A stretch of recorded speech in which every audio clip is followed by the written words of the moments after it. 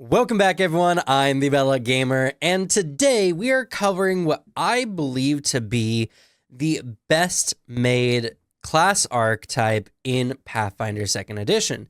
Now, that doesn't mean it's my favorite, and with anything in the game, it's all about personal preference.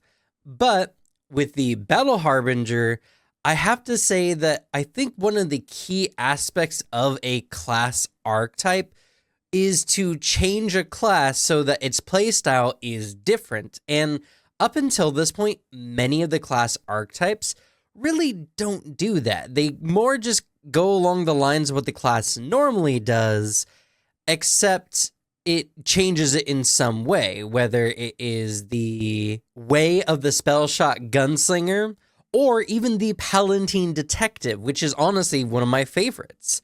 The Battle Harbinger changes Cleric to play like a Marshal, which is actually insane. And not only that, but introduces a very interesting playstyle. So we're going to be going over what the class archetype gives you today. But before we do, I need to let you guys know that Paizo did send me this copy of Divine Mysteries for the sake of review. But this is not paid content. They didn't pay me to make any of these videos.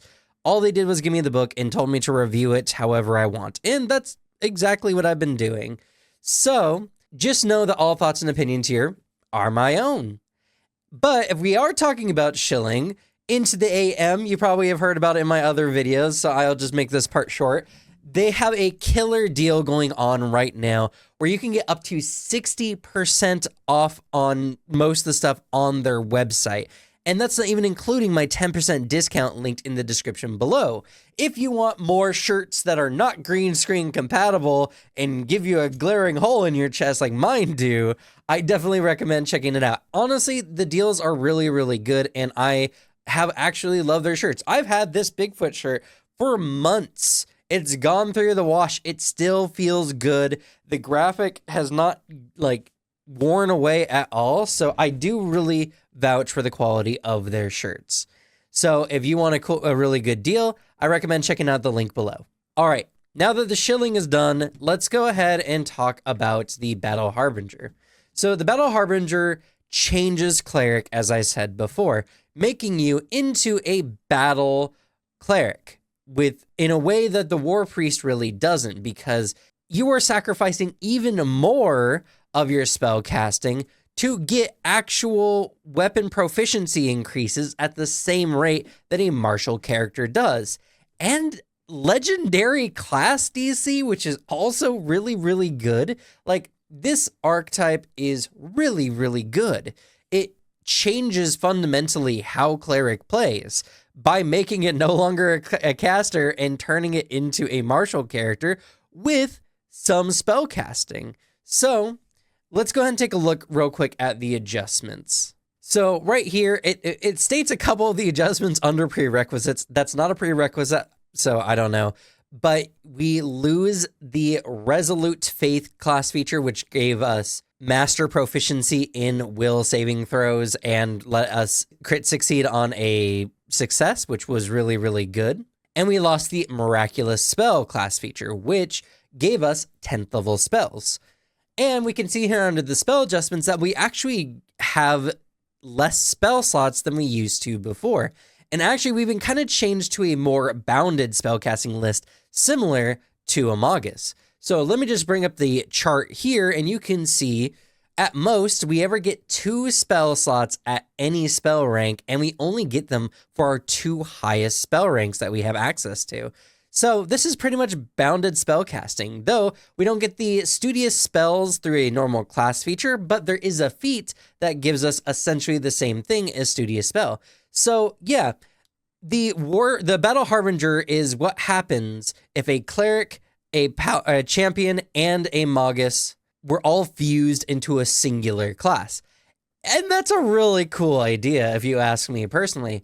Sure, we get much less spell casting, but this provides an interesting gradient for Cleric, where we have full caster with Cloistered, we have part caster, part martial with the War Priest, and now we have the full-on martial Battle Harbinger that gives us the full gradient, so you can choose how to play your cleric however you want.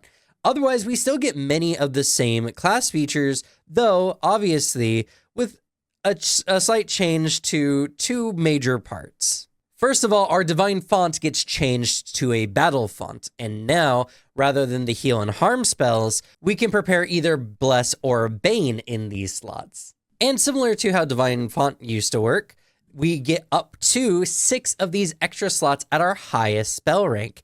And what's even more interesting is now, rather than using our spellcasting DC, these use our class DC, which means we have a very interesting class that does get actual spell proficiency up to legendary while being a full martial, but only for these battle auras, which we actually can add to this list a little bit later in one of the feats.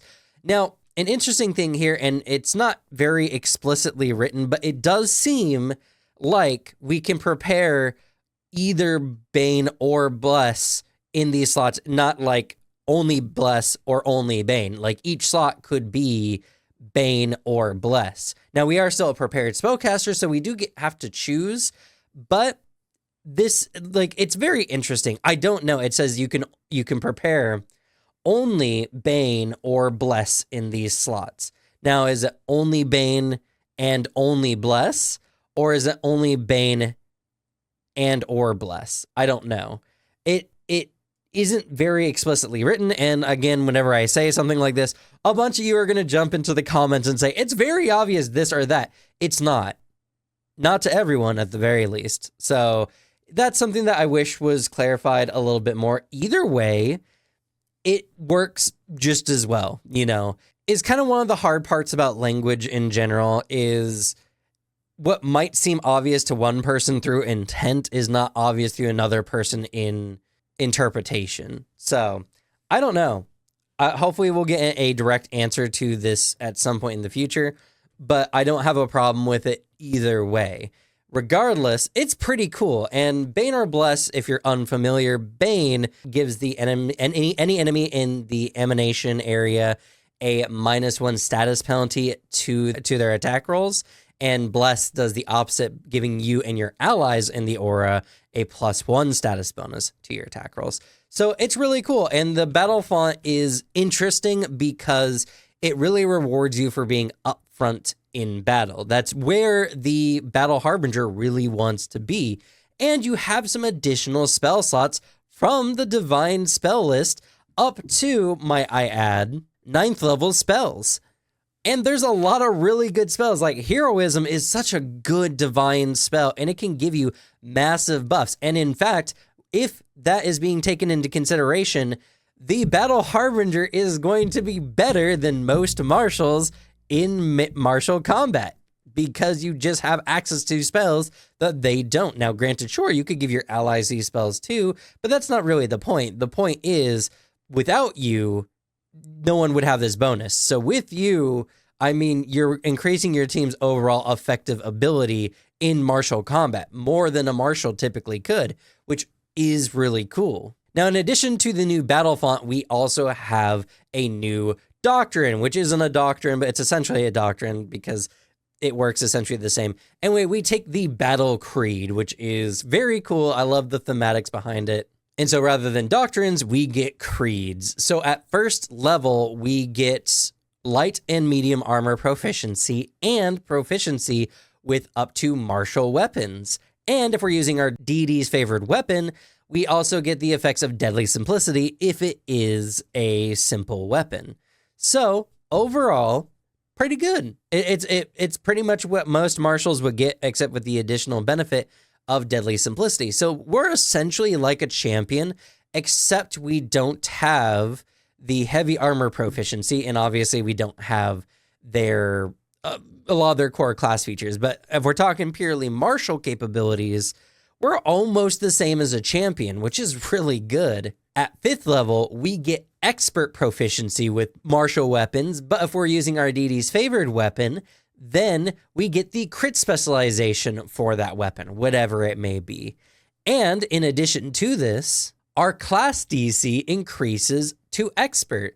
So we already are doing really well. And this the Battle Harbinger is very much going to favor its deity's favored weapon, but I do like at least up until this point, or even at this point, you can use whatever martial weapon you really want. Crit specialization is nice, but I wouldn't pick a weapon over another one just for its crit specialization. I would pick a weapon that's very effective. Now, this does change a little bit later, but at least at these earlier levels, it's something where we could use kind of whatever weapon we want, and the only thing we'd be missing out is crit specialization if we're not using our deity's favorite weapon. And I just want to make a certain special mention that we get expert essentially spell DC, at least for our creed spells, before most casters would get expert spell DC. So a Battle Harbinger is actually better with the Bane spell than a cleric is. Now that makes actually complete sense because that's pretty much what the Battle Harbinger is based around, this kind of aura battle style. But it's just something I figured I'd mention because I think that's very interesting. Now, 9th level, we even get reactive strike. So we're essentially like a fighter, which is really cool. The Battle Harbinger is really, really good in martial combat. Like, on par with most other martials, with the added benefit that we just get reactive strike. Sure, technically later, because a lot of the other martials get reactive strike as a feat choice around 6th level. But still, the fact that we just get it as a base class feature, I mean, sure, we don't get reactive strike as soon as another martial, but we also don't spend one of our feats to do so. And after 10th level, or after 9th level, sorry, then we're essentially the same anyway, except we didn't spend a feat. So that seems really good if you ask me personally. Now, at 11th level, we do get expert proficiency with our spellcasting, which is later than all the other spellcasters by 4 levels. And honestly, this is kind of a dead level as far as the creed is for me personally. I mean, sure, expert proficiency isn't bad, and expert proficiency is good if you're fighting enemies who are, 1 to 2 levels lower than you, especially if you're hitting their bad save. But the Battle Harbinger is not really using a lot of spells. They want to be up front and doing, stride actions, strike actions, or maybe one of their battle font spells. So, it's something that is okay. I mean, it's fine. I think it's good. It's better than not getting expert spellcasting proficiency. But at the same time, I feel like if you were playing a Battle Harbinger, this level would be like, oh, that's neat. And that would be it. You wouldn't be very excited about this particular level. So at 13th level, we get Master Weapon Proficiency at the same rate that other martials do, but only for our deity's favored weapon.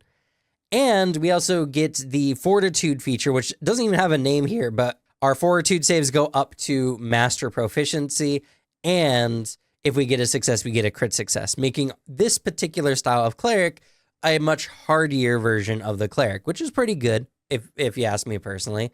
But the one thing I'm going to say about this is this definitely is going to shoo the Battle Harbinger into their deity's favorite weapon at this point. Sure, you could continue using whatever other martial weapon you have at a lower proficiency, but that kind of diminishes the purpose as to why you probably picked Battle Harbinger in the first place. So many Battle Harbingers are going to be very focused on gods and such that have good weapons as their favored weapon rather than just any god, which I do feel is very not great for the Battle Harbinger. I feel like we should have just got standard Master Weapon Proficiency, and the benefit is if you're using your deity's favored weapon, you get crit specialization. That's the thing that I feel like would make better for the Battle Harbinger in general, but I understand, and you still get spellcasting and all this kind of stuff. I don't know. That's one of the ones I particularly don't like, as it, I think, diminishes the types of players or the types of characters that can be made, because obviously you're going to want to use a weapon that you just have a better weapon proficiency. A +2 in Pathfinder is absolutely huge, and it's not something you're going to want to miss. So while this is a bit of a gripe for me, I still like the fact that we get to have Master Weapon Proficiency anyway, or at least sooner than the War Priest does. So, this is pretty good if you ask me personally. Now, at 15th level, we get up to Master Class DC, or Master Proficiency in Class DC, which is really good, and Master Proficiency in Will Saves, which is also good. We just don't get the Resolute Faith feature of crit succeeding on a success. So overall, pretty decent. But at 19th level, it's really cool because we get to Legendary Class DC. And our armor proficiencies increase at this rank as well. Now, in addition to these base class feature changes, we also get some additional feats added on to the new feats specifically for the Battle Harbinger. These feats are Vicious Swing, Intimidating Strike, and Bespell Strikes. Bespell Strikes specifically is insanely good because we're going to be using our battle font quite a lot and thus getting the extra damage on our next strike. It's very solid, and honestly, so what makes the Battle Harbinger interesting is we have a kind of a different kind of Magus without the spell strike damage potential, but the same kind of like I'm a caster martial, and even more so because with the battle font, we want to go up into combat and we want to debilitate enemies or buff ourselves and our allies. I mean, even just with base bless, we're going into combat with a +1 status bonus that unless our ally is within our emanation, we're going to be striking better than other martials, or at least equal. It depends on the stats, right? Because will is still our key ability score for our class, so we can't have as high of a strength or dex.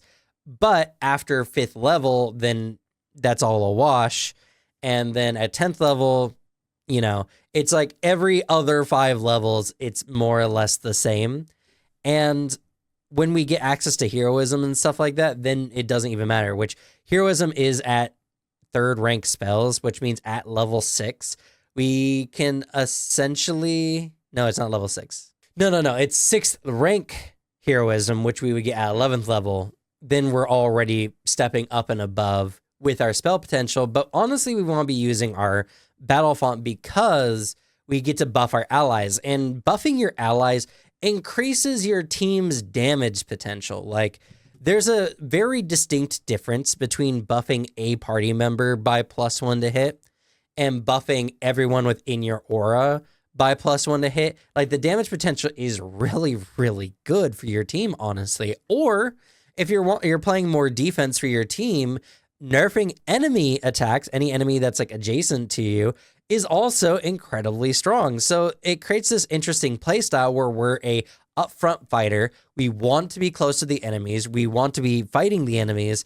And we're either doing very well, martially speaking, or we're nerfing the enemies just by being around them, similar to like a bard, only with more armor. So this is a really fun playstyle, but the feats make it even better. So first up, this is a class archetype. So you do need to select its dedication feat at level 2. Something you have to keep in mind, and also to keep in mind because this is also an archetype, we cannot select a different archetype until after we get 3 feats from this particular dedication.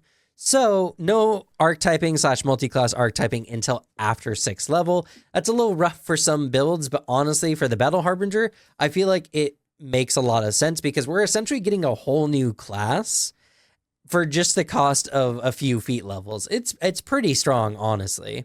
But with the dedication itself, we get trained proficiency in athletics, or if we already have it, a skill of our choice, and we get the toughness general feat or another general feat of our choice if we already have it. So our character just kind of gets a bit jacked, where we're a little bit stronger and a little bit harder to take down, which is pretty cool.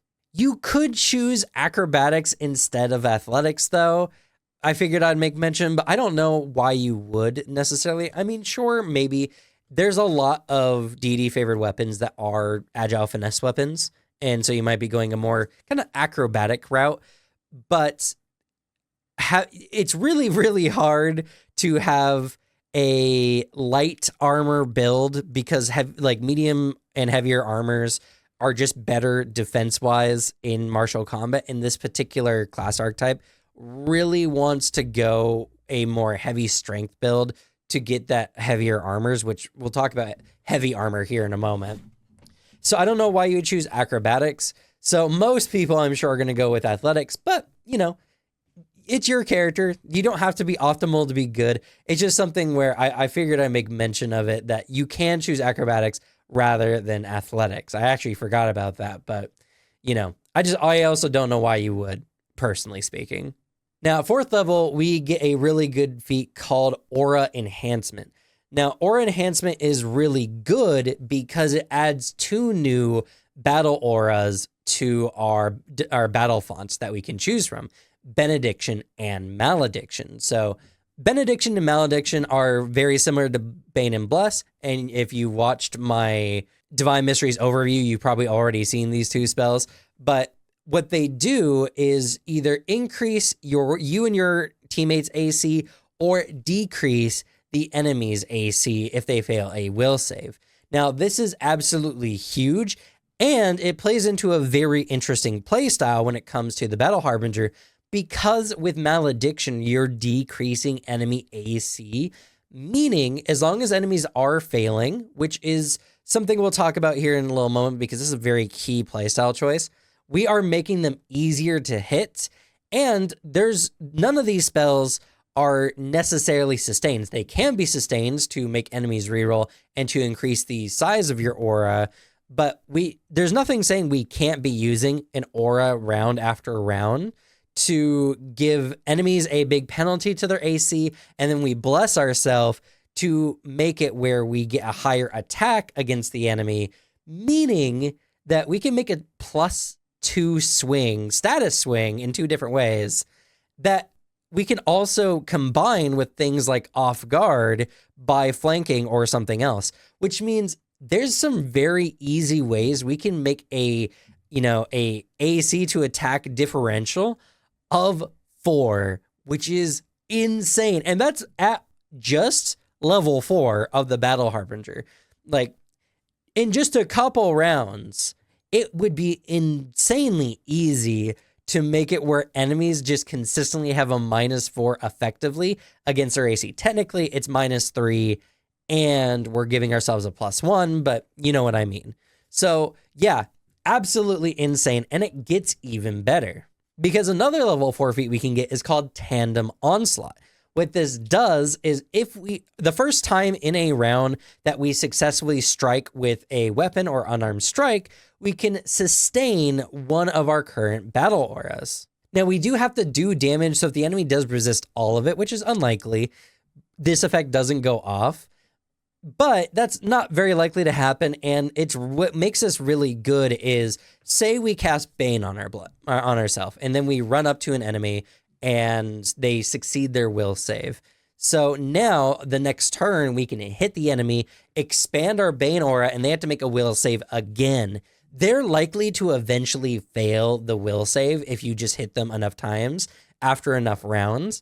And so this pretty much makes it super easy to not only just like ensure enemies are being affected by our Bane, but this also combines with a strike. So we can easily, as soon as we've moved up to an enemy, like we Bane, stride up, and then we're done with our turn. And then on the next turn, we can strike, sustain, and then we can cast Bless or whatever other spell we want to cast and start getting another benefit. Like, this has some really interesting ramp potential, especially when you throw in Benediction and Malediction into the mix, especially because, I mean, like, if you don't need to expand the aura for any particular reason, once you get the enemy affected by Bane, you can just start amping up your Bless or your Benediction or whatever to make it where you and your allies are getting better AC, better to hit. And again, this also just is based off of striking the enemy. So we get to fight and use magic at the same time, and it feels really good. I really wish Magus felt this good, honestly. I wish Magus had effects similar to this. I don't know. But Battle Harbinger feels really, really good, and this is all just at level 4.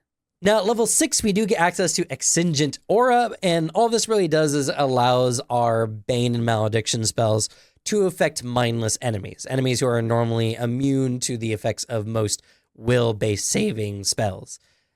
It depends on your campaign, how helpful this one is in particular, but I would say it is really good. And if you are doing a campaign that is fighting a lot of undead, like mindless undead specifically, this is potentially necessary because otherwise there's no point in using Bane. Now, granted, you could still go like a paladin, bubble shield paladin kind of route and just constantly buffing yourself and your allies, and you don't have to worry about it. But if you do want to use Bane or Malediction, this is something to keep in mind. So honestly, this one is very specific to your playstyle / the kind of campaign you're going to be in. Oh, and I forgot to make mention as well, but even though this does allow us to affect mindless enemies, they still get a +4 circumstance bonus to their saves, making this not good if the enemy is close to our level. But many of these enemies also just have very bad will saving throws because they don't normally have to worry about it. So on average, and considering the Battle Harbinger just has better than average spell DCs, at least for our battle auras, it's not that bad, but it's not at good either. So, again, this is very campaign / playstyle specific. Now, earlier I was talking about heavier armors, and at level 6, we also have the Harbinger's Protection. This gives us heavy armor proficiency, and we increase our heavy armor proficiency at the same rate as our other armor proficiencies, eventually getting up to master, which means we're pretty solid. Now, granted, we're not going to be anywhere near a champion's AC, as they have already expert proficiency and will get up to legendary proficiency in heavy armor. But heavy armor is the step in the game that really goes above the general math. Like, much of the general math in the game is kind of based around like medium armor proficiency or light armor proficiency if you have a higher dex. Like, that's what most enemies to hit is more or less based around, mathematically speaking. And heavy armor kind of goes above that by 1 point, very typically. So this does give us a little bit of protection, but the biggest thing is it makes us less prone to getting crit by the heavier hitting enemies, or less likely to be hit by the weaker mook enemies. It's definitely one I recommend if you are being very much a frontline fighter, and I feel like this becomes almost a necessary feat, though not 100%. Again, you're mostly going to be just fighting for a 1 AC increase, but that can mean a lot in a game, depending. And if we're considering Benediction, we actually get to be close to a champion at the very least by increasing our AC even further. So, honestly, a really good feat, and one I would probably end up taking more often than not. So at 8th level, we get Creed Magic. Now, Creed Magic is essentially Studious Spell, but for the Battle Harbinger. So we get 2 more spell slots that start off at 2nd rank and eventually get up to 4th rank at level 14. And in these spell slots, we can only cast Resist Energy, See the Unseen, Sure Strike, and Water Breathing, though at level 10, we get to add Haste and Heroism being really, really good. And at 14th level, we get to add Fly and Unfettered Movement. So this is Studious Spell. Most of these are on the Studious Spell list for Magus, and we just get them now as a Battle Harbinger. Now, obviously, it's a little bit later because I believe Magus gets the access to these at 7th level, and we had to pick up a feat at 8th level. But still, the fact that we're so closely tied to Magus for general proficiencies and even spell slots at this point makes this essentially the divine version of a Magus, which is really, really cool. And a lot of these spells are really good, especially Heroism. So that being said, I gotta say that the Battle Harbinger is really good. Now, Creed Magic, I don't know if I'd necessarily always select, but I do think that this one is really good if you want to add a little bit more of situational spells, which are always good to have. And I mean, Haste is always just really good. Like, if you're going to be a team buffer anyway, you might as well pick up Haste, right? It's just a really good spell. Also at level 8, and probably my more preferred level 8 feat here, we get Harbinger's Armament. This is very similar to the champion's ability to add runes to their deity's favored weapon, and we get to do the same, except with any weapon actually, because with this one, we just select one weapon or hand wraps of mighty blows, and during our daily preparations, we get to add 1 property rune of either fearsome, ghost touch, returning, shifting, or vitalizing. And this rune doesn't count towards our maximum rune count, similar to how it works for the champion. So again, the Battle Harbinger is a cleric, magus, and champion all mixed into a singular class, which I think is really, really good. And it doesn't necessarily take away from them. We don't get the champion's aura abilities. We don't get the champion's ability to negate damage as well. And we don't get the magus's pure damage potential with spell striking. But we get to pick up some of their features, giving us a very similar play style, but being very distinctly different at the same time. I thoroughly enjoy this, and I really like the idea of it because this gives a new kind of gradient to how you make your character.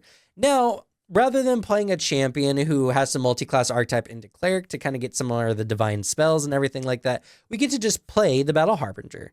And rather than just, doing the same thing with Magus and trying to go into cleric to get divine spells for spell striking purposes, we can just be a Battle Harbinger. Granted, we don't get spell striking, but still, like, the feeling and the character aesthetic is mostly the same, which I think is really good. Now, the next feat absolutely makes the Battle Harbinger broken. But before we get to that, I'm gonna cuck you a little bit here.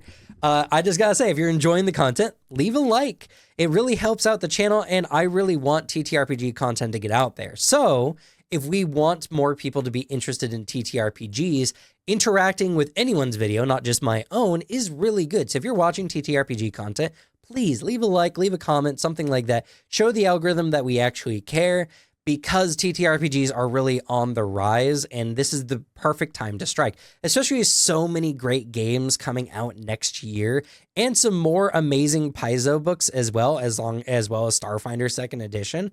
We really need to show the algorithm that we are interested in this kind of content. So it's my video or any other video, just interact with it to some degree. But if you do like my content specifically, then I recommend the subscribe. I tend to get a lot of these kind of books a week early, and also I get to chat with some of the devs. In fact, on stream just the other day, we had a dev from a smaller indie company come on and was kind of chatting and hanging out, which was really cool. So, I'm all about TTRPGs. And if you like TTRPGs, you want to learn about other new ones, or you're just interested in the Pathfinder and Paizo related stuff, then I really recommend the subscribe. But now let's talk about probably the best feat in the Battle Harbinger, which is called Empowered Onslaught. Now, this is a reaction based when we critically hit with whatever weapon we're using, and we're using the Tandem Onslaught's sustain action. Now, we do need Tandem Onslaught as a prerequisite for this particular feat, but what it does is, as a reaction, we choose one of our current active battle auras, and we increase their effect by 1 step up to a either +4 or -4, essentially. And this bonus is there until the aura goes away after its duration, which is pretty much after the combat more often than not. Now, why this is particularly strong and makes the Battle Harbinger kind of broken in my eyes is, imagine Malediction. Every time you crit, you can increase Malediction's penalty by 1 step, reducing the enemy's AC, which increases their chance of being critically struck again to further decrease their AC up to eventually a -4.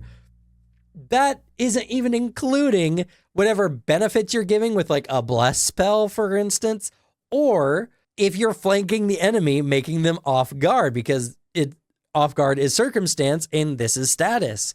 So there's very conceivably a way you could make a AC to hit difference of -8 or more, which is absolutely insane. Like, there is no class that has better long-term battle scaling than the Battle Harbinger. The longer the battle, the more powerful a Battle Harbinger gets with this potential. And you could even use that energy in different ways. Once the enemy's AC is getting pretty low, you can start buffing your buff spells, increasing your AC or your teammates' AC. Or your status bonus to hits. This is really good, and this also creates a very interesting playstyle choice where the Battle Harbinger might want to go after the Mook enemies. You go around, killing all the low-level mobs in a particular encounter. And because they're lower level, they're easier to hit. You're already using something like Malediction with a honestly better spell DC than most casters would be going with. And then you just amp it up to the point where now any enemy that fails that will save is going to suffer, which is really, really cool. Very, very interesting. And gosh darn it, Paizo, I have so many characters I want to play, but that sounds so fun. The Battle Harbinger is legitimately really, really cool. Oh, after that feat, I don't even know if I want to go on. It's there's no topping that feat in the rest of this list. They're all really good, don't get me wrong, but that feat, like, Tandem Onslaught is really, really good. But I guess the video must go on. So the next feat is Tandem Auras. So Tandem Auras allows you to, whenever you sustain a battle aura, you can also sustain a different battle aura you have active. This is really good because with Tandem Onslaught, we just get to essentially free action sustain as long as we successfully hit an enemy, which means that we could increase the auras of a Bane or a Bless or Bane and Malediction or whatever. This makes us a living aura field that is constantly growing and getting stronger off of the suffering of the enemies, which is really good. I love this. It's so cool that we get, like, it's just a few spells. It's just 4 spells total that we're really making a lot of use of, but we're so good with it. And it creates such a powerful battle effect that the Battle Harbinger, it has this legitimate different playstyle that we haven't seen anywhere else. I absolutely love it. And at level 16, we get Aura Expertise. As a free action, whenever our turn begins, we can just sustain one of our battle auras. So there's a million ways to sustain our battle auras in this, even if we're not going the Tandem Onslaught routes, which I don't know why you would, but there's a lot of ways. And not only that, but we can do it for multiple auras. Like, the reason why there's so many feats, I'm motioning like this because my other monitor with the PDF is over there. The reason why we get so many feats that kind of do the same thing is because what Paizo really is designing this class to do is every round you're activating a new, aura, and thus we need to sustain them if we want to keep making enemies make will saves against them, or to expand it so that more and more of our allies essentially get covered by it. So the more ways we have to sustain, the better. And sometimes you don't even get a chance to strike. So this allows us to move on the battlefield. Maybe we want to use a shield. Maybe we want to use like another spell. Like, that's also another thing as well. I didn't even think about that until just now. But if we want to use like another spell, then we can use a spell, we can move or whatever, and still be able to sustain these auras to make them grow and make them bigger, as we have so many different ways to do so. Sorry for the stuttering. So that being said, it's really, really good. Now, the next feat is also very good, and it is based off of the Harbinger's armament and its greater armament. This is the upgrade that adds Brilliance, Corrosive, Flaming Frost, Holy Shock, Thundering, and Unholy to the list of property runes that we can add to our weapon. All really good. Now, we don't get to have the greater effects like the champion can through some of their feats, which is sad, but at the same time, I don't want to steal Champion's Thunder all the way. So I like this feat. I don't know if I would necessarily select it, but these are a lot of really, really good property runes. And since it's a bonus one anyway, you might as well, since the earlier ones were more utility based, and a lot of these are a lot more damage based. Now, the level 20 feat, I'm a little bit torn on. It's called Live the Creed, and it's a singular action that allows us to cast one of our battle auras using one of our, it says divine font slots here. We actually don't have divine font slots as explicitly mentioned. So technically that should say battle font slot. But yeah, so it's a single action version of a 2-action spell, and we can only do this once per 10 minutes. Now, if it's a level 20 feat, I would say nix the once per 10 minutes, and I would be more willing to accept this as a level 20 feat, because then we could do 3 battle auras in one round, which would be really, really cool. But at this rate, we could only do 2 if we spend all our actions doing so, which as a buff round, meh, I'm not super fan of. But if it was 3, that's a different story altogether. and pairs up really well with the rest of this. Or another thing I would do with this particular feat is just make it a lower level, you know. Honestly, just doing a one action battle aura like at a level 10, 12 feet or something like that, I feel like would feel better. But for a level 20 feat, Live the Creed, I don't think is one I would select personally. I feel like there's other better level 20 feats. And yeah, sure, it does make the first round of combat a little bit better because now we can stride, use this, and strike at the same time. But we're level 20. We probably already have so many different things we can do, especially if we're using like free archetype, for instance, and whatever the GM has given you over the course of your adventure. I don't know. As a level 20 feat, it kind of feels flat. If you remove the once per 10 minute part, I think that would be worthy of a level 20 feat. Yeah, is that strong? Yeah, it's a level 20 feat. It's endgame. Your character's a living god. You should be very, very powerful. Just imagine you're just standing there and then suddenly just, whoa, you get this huge aura of beneficial and negative effects that just makes you a battle god. Like, that sounds really, really cool. But that's not necessarily what we got. So I think it's okay. I think it's fine. It does just improve your general action economy on the first round, which is solid. But the once per 10 minutes part, meh. Like, if I was running it, I would probably just make it, or just remove the frequency. And I think that'd feel better for the players as a level 20 pick.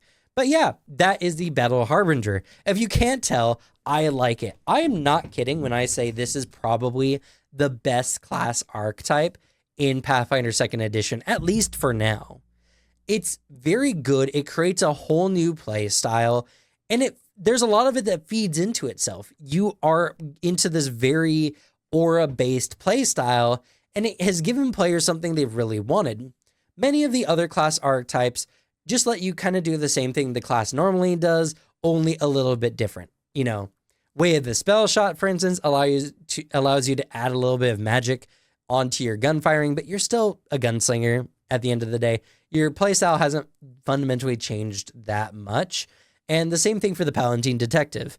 Like, you're still doing investigator things, but now you just have some extra spells and extra tools in your belt that make it that give your character more options, but not necessarily even more options than any of the other methodologies that you would get as an investigator anyway. So I think the Battle Harbinger is really what Paizo should aim for moving forward.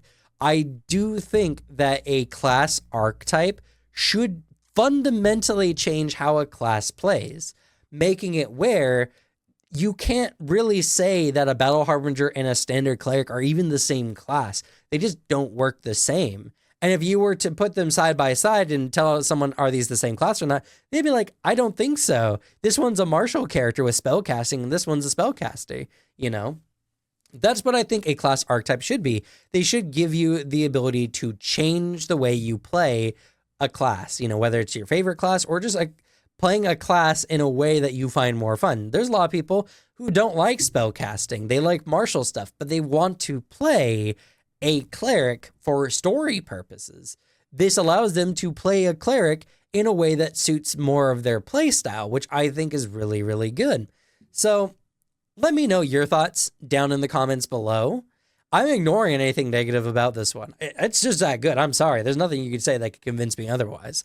It's that solid. But you're free to comment. Scream into the void all you want. That's fine. I'm here for it, honestly.